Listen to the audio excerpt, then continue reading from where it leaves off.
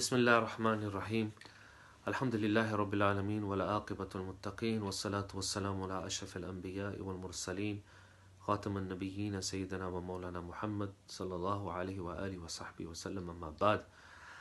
Assalamu alaikum wa rahmatullahi wa barakatuh. I thought I'd just quickly in this video give an overview of the historical context to some of the works of Usul al-Hadith and Mustalah.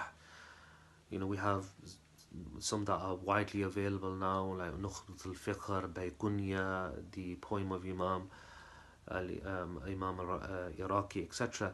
But what I wanted to do was just summarize the literature that's out there and its historical context and what is regarded as the seminal work in this field, which we will touch on later in upcoming videos. And what I found that Imam Hajar al-Asqalani in his Nuzhat al-Nazar, which is his commentary of his own Nukhbat al-Fiqh, summarizes this quite beautifully. And he mentions 7 works in this part of his book that I think are useful. He mentions the first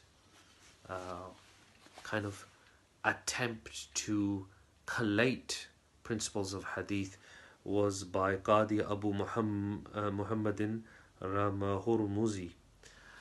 And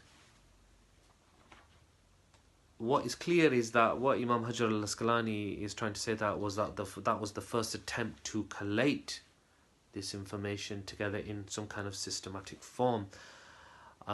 Before that, we had the works, for example, of Imam Shafi in his Risala. We had Imam Tirmidhi with his Kitab al-Ilal.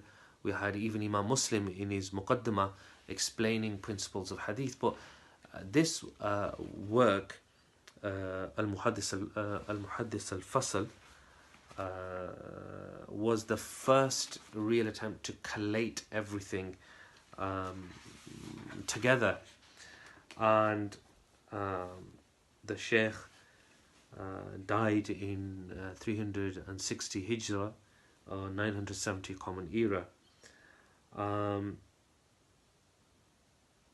The second author that Imam Hajar al-Asqalani mentions in his introduction is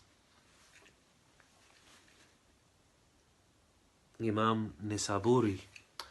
And Imam Nisaburi, who died in 405/1014, he wrote a book, Ma'raf al-Hadith, Ma'raf al-Ulum al-Hadith, and he addressed 50 sections on the principles of hadith. And Imam Nisaburi was a giant in the field of hadith, and especially the principles of hadith, its explanation, etc. And then we have Abu Na'im al-Asbahani, who died in 430-1038, and he wrote his work, and he relied very heavily on Imam al-Hakim's work, because Imam Hajar al-Asqalani in his commentary refers to his work as a mustakhraj, being an extrapolation, an expansion of points. And so Imam Asbahani wrote Ma'raf al-Ulum al-Hadith ala Kitab al-Hakim. Now after that we have really a kind of coming together of this science in 2 major works of the Imam Al-Khatib Abu Bakr al-Baghdadi, who died in 463-1071 Common Era. And he wrote 2 main works, Al-Kifaya fil Ilm al-Riwaya and Al-Jami' al-Akhlaq al-Rawi wal-Adab al-Sami. And these are 2 really seminal works. And Kifaya really deals with the rules of narration and the disciplines that you're expected to adhere to, whereas Al-Jami was much more extensive, dealing with adab, how to treat the muhaddithin, how to treat scholars, and the disciplines that you would need.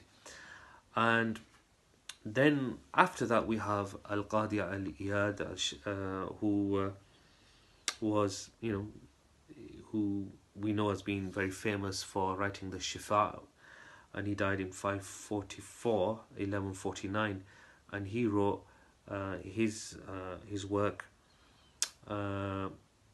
which Imam Hajar al-Asqalani mentions is not a comprehensive work, but it's a work that really deals with passing and the receiving of the narrations. And then we have Sheikh Abu Hafs al-Mayanisnishi, who died in 580, 1184, and again another brief work. And so we have these works, and it all leads to the work that we want to focus on, the seminal focal point of the whole genre of Usul al-Hadith. And